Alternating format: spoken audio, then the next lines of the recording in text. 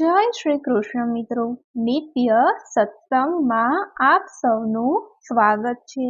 આજે આપણે વટ સાવિત્રી વ્રતની વિધિ તથા વ્રત કથા મહાત્મય સાંભળીશું। જો આ વિડીયો તમને પસંદ પડે તો લાઈક અને શેર કરી ચેનલને સબસ્ક્રાઇબ જરૂરથી કરજો। વટ સાવિત્રીનું વ્રત પતિના લાંબા આયુષ્ય માટે, ઘરની સુખ શાંતિ માટે તથા પુત્ર પ્રાપ્તિ માટે કરવામાં આવે છે। આ વ્રત જેઠ માસની અજવાળી 11 થી શરૂ કરવું અને પૂનમના દિવસે પૂર્ણ થાય છે। અજવાળી 13 થી પણ આ વ્રત કરી શકાય છે। વ્રત કરનારે પૂર્ણ શ્રદ્ધાથી ફક્ત ફળાહાર કરવો, 4 દિવસ અબીલ, ગુલાલ, કંકુ, અક્ષત અને ફૂલોથી વડલાની પૂજા કરવી, 5મા દિવસે વડને પાણી પાવું, સૂતરનો દોરો લઈ વડની પ્રદક્ષિણા કર્યા પછી પોતાના સ્વામીના 100 વર્ષના આયુષ્ય માટે પ્રાર્થના કરવી। વડની પૂજા કર્યા પછી સતી સાવિત્રીની વાર્તા વાંચવી, સાંભળનારે એકાગ્રચિત્તે વાર્તા સાંભળવી। પૂનમના દિવસે વ્રત પૂર્ણ થયા પછી સોહાગણ સ્ત્રીઓને ચાંદલા કરી પછી પારણા કરવા। આ વ્રત કરનાર સ્ત્રીનો ચૂડી ચાંદલો અખંડ રહે છે। હવે આપણે વટ સાવિત્રી વ્રતની કથા સાંભળીએ। સતયુગમાં ચંદ્રદેશમાં અશ્વપતિ નામે એક રાજા રાજ કરતો હતો। એ ઘણો પરાક્રમી, સદગુણી, સહનશીલ અને ક્ષમાવાન હતો। કર્ણના જેવો મહાદાની હતો। બુદ્ધિમાં દેવગુરુ બૃહસ્પતિ જેવો હતો। અતિ સ્વરૂપવાન, ધીરજવાન અને ભક્તિવાળો પણ હતો। એની પત્નીનું નામ માલવી હતું। રાજા રાણી સર્વ રીતે સુખી હતા, પરંતુ સૃષ્ટિમાં સંપૂર્ણ સુખી કોઈ નથી હોતું। રાજા અશ્વપતિ વૃદ્ધ થવા આવ્યો, પરંતુ સંતાનનું સુખ જોવાનું સદભાગ્ય તેને પ્રાપ્ત થયું ન હતું। તેથી રાજા રાણી બંને દુઃખી રહેતા। રાણી માલવીએ ઘણા વ્રત ઉપવાસ કર્યા, યજ્ઞ પણ કર્યા, પણ કંઈ વળ્યું નહીં। રાણી બિચારી શું કરે? દિવસની રાત એ દીર્ઘ નિશ્વાસ નાખતી અને અવિરામ અશ્રુધારા વહાવતી। એક દિવસ મહર્ષિ અત્રિએ રાજાને સલાહ આપી, હે રાજા, પુત્ર પ્રાપ્તિ માટે બ્રહ્માની પ્રિય પત્ની દેવી વિધાતા સાવિત્રી દેવીની ઉપાસના કરો, તેથી બ્રહ્મા પ્રસન્ન થઈને પોતાનું વિધાન બદલશે। રાજા રાજ છોડીને પુષ્કર તીર્થમાં ગયા અને 18 વર્ષ સાવિત્રી દેવીનું તપ કર્યું। રોજ સાવિત્રી મંત્ર વડે 1 લાખ આહુતિ આપતા, સૂર્યાસ્તે કંદમૂળનો આહાર કરતા।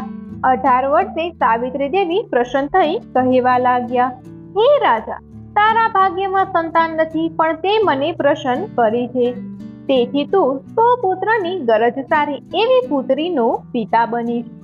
દેવી સાવિત્રીના આશીર્વાદથી રાણી માલવીને ગર્ભ રહ્યો અને પૂરા દિવસે એક અપૂર્વ સુલક્ષણી કન્યાનો જન્મ થયો। એ બાલિકાને જોઈને રાજા રાણી સ્વર્ગીય આનંદમાં નિમગ્ન થઈ ગયા। આખા દેશમાં આનંદ વ્યાપી ગયો। એ બાલિકાનું નામ સાવિત્રી રખાયું। શુક્લ પક્ષના ચંદ્રમાની જેમ સાવિત્રી દિન પ્રતિદિન વધવા લાગી।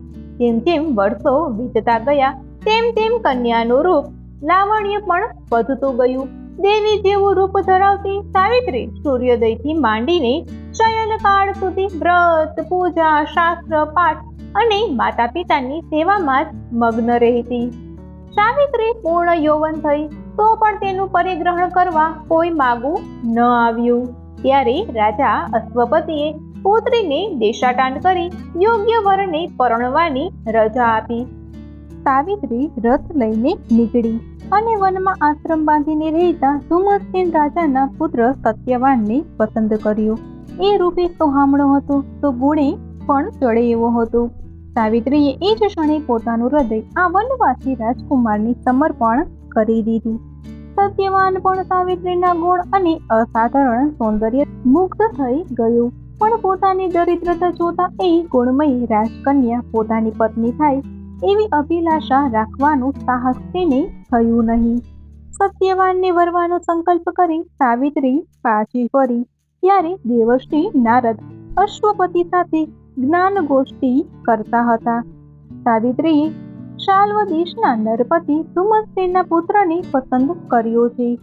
એ જાણી નારદ પણ સત્યવાનની ખૂબ પ્રશંસા કરવા લાગ્યા. છેલ્લે બોલ્યા, સત્યવાન તેજસ્વી, બુદ્ધિમાન અને સદચરિત્ર હોવા છતાં તેનામાં એક એવો મોટો દોષ છે કે બધા ગુણને ઢાંકી દે છે. એ બહુ જ અલ્પાયુષી છે. આજથી બરાબર 1 વર્ષે એ કાળના મુખમાં સપડાશે.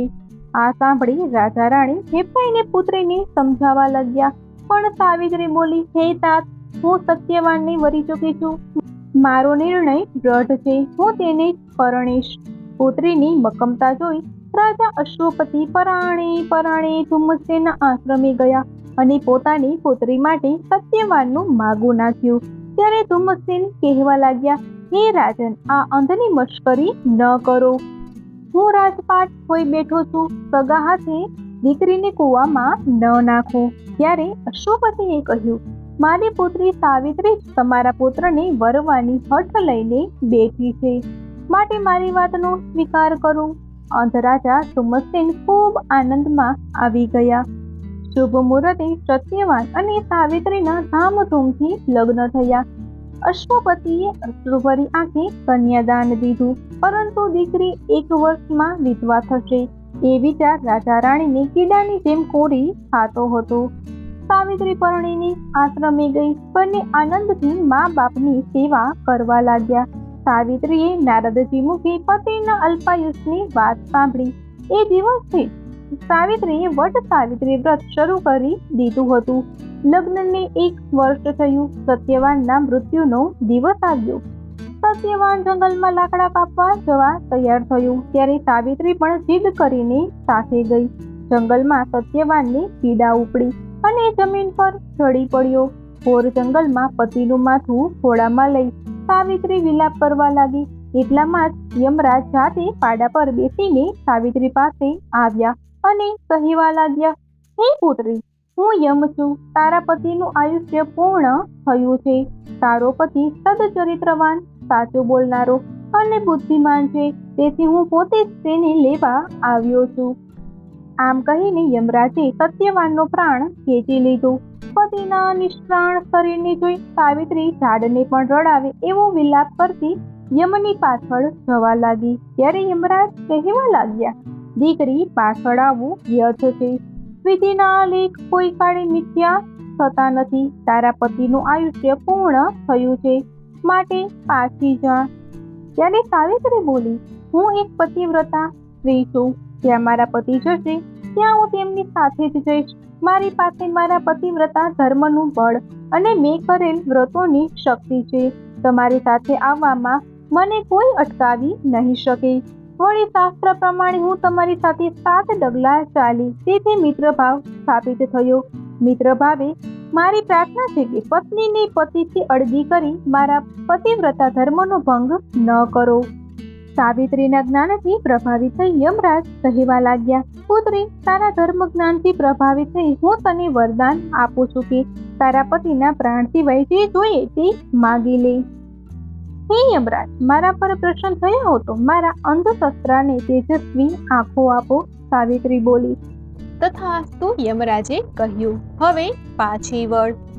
પત્ની તો પતિનો પડછાયો છે, મારાથી પાછું ન વળાય. જ્યાં પતિ ત્યાં સતી, એ જ નારી ધર્મ છે.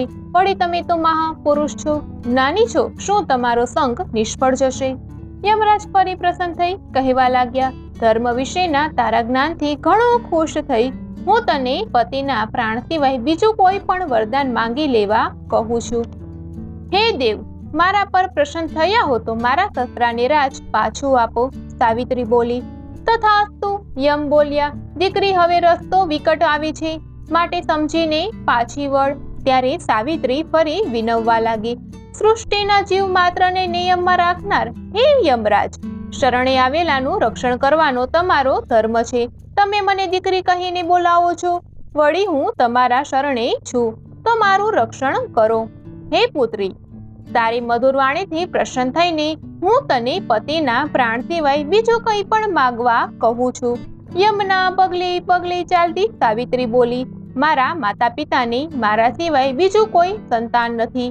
તમે પ્રસન્ન થયા હો તો તેમને 100 પુત્ર આપો. જેથી તેમનો વંશવેલો હંમેશા ચાલુ રહે. તથાસ્તુ યમરાજ બોલ્યા. સાવિત્રી પાછી વળવાને બદલે ઘોર અરણ્યમાં યમરાજની પાછળ જવા લાગી. ત્યારે યમરાજ બોલ્યા, દીકરી, તારી હઠથી પ્રસન્ન થઈને હું તને અંતિમ વરદાન માગવા કહું છું. માગીને પાછી વળ. ત્યારે સાવિત્રી બોલી, હે તાત, મારા પર પ્રસન્ન થયા હો તો હું 100 પુત્રોની માતા બનું એવું વરદાન આપો. તથાસ્તુ યમ બોલ્યા અને આગળ વધવા લાગ્યા. ત્યારે એ બોલી, હે ધર્મના જાણકાર દેવ, પતિવ્રતા સ્ત્રીના પતિનો પ્રાણ તમે લઈને જાઓ છો. હવે કઈ રીતે તમારું વરદાન ફળશે? સાવિત્રીના ચાતુર્યથી અત્યંત પ્રસન્ન થયેલા યમરાજ બોલ્યા, હે સતી, પતિના પ્રાણ માટે તે જે ધીરજ દાખવી છે તેનાથી અત્યંત પ્રસન્ન થઈ હું તારા પતિને સજીવન કરું છું. આશીર્વાદ આપી યમ ચાલ્યા ગયા. સાવિત્રી પતિના નિષ્પ્રાણ દેહ પાસે આવી. પતિનું માથું ખોળામાં લેતા જ સત્યવાન ભર ઊંઘમાંથી જાગ્યો હોય એમ આંખો ચોળતો ચોળતો બેઠો થયો. સાવિત્રીની આંખમાં હર્ષના આંસુ આવી ગયા. યમના વરદાનના પ્રતાપે અંધ ધુમ્મસેનને આંખો મળી. રાજ પાછું મળ્યું. સમય જતા રાજા અશ્વસેન અને માલિની 100 પરાક્રમી પુત્રોના મા બાપ બન્યા અને સાવિત્રી પણ ગુણવાન પુત્રોની માતા બની. વટ સાવિત્રી વ્રતનો આવો પ્રતાપ છે. હે બ્રહ્માને પ્રિય માં સાવિત્રી, જેવા સતી સાવિત્રીને ફળ્યા તેવા વ્રત કરનાર સૌને ફળજો. જય માં સાવિત્રી દેવી. મિત્રો, આ હતી વટ સાવિત્રીના વ્રતની કથા તથા મહાત્મય. આ વ્રત કરવાથી પતિને લાંબુ આયુષ્ય મળે છે તથા પરાક્રમી પુત્રની પ્રાપ્તિ થાય છે અને સુખ શાંતિ પ્રાપ્ત થાય છે. જો આ માહિતી તમને પસંદ પડી હોય તો વિડીયોને લાઈક અને શેર કરી ચેનલને સબસ્ક્રાઇબ જરૂરથી કરજો. જય શ્રી કૃષ્ણ.